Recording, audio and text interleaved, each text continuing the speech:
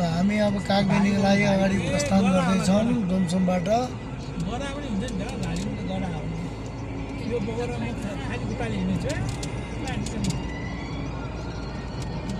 एउटा 9 किलोमिटरमा कागबेनी, त्यसपछि मुक्तिनाथको यात्रामा हामी अगाडि बढ्दैछौँ।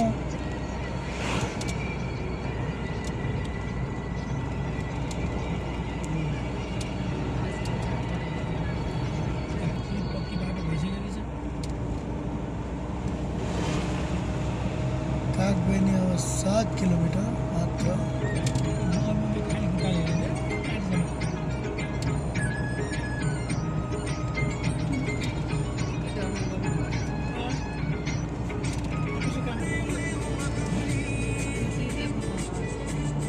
हामीलाई स्वागत गर्दै हुनुहुन्छ है।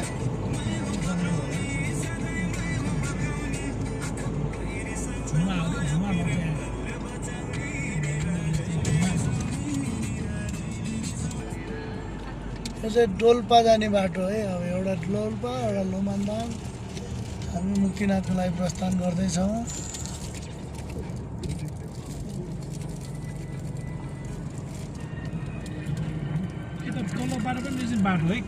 डोल्पा भने मैले कागबेनी उतै हो।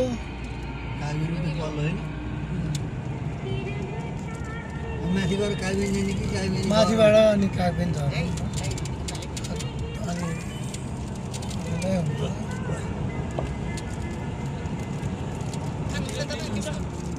यहाँबाट चाहिँ सुरु हुन्छ है। कागबेनी जाने बाटो यो हो। अब हामी मुक्तिनाथ जान्छौँ अहिले डाइरेक्ट है।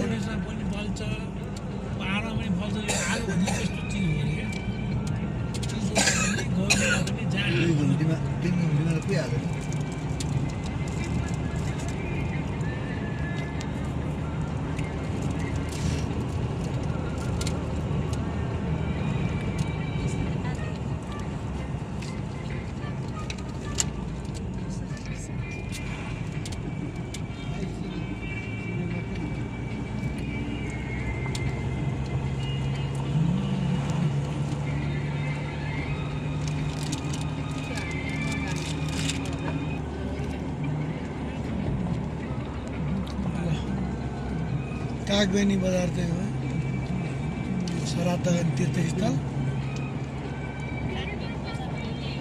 हजुर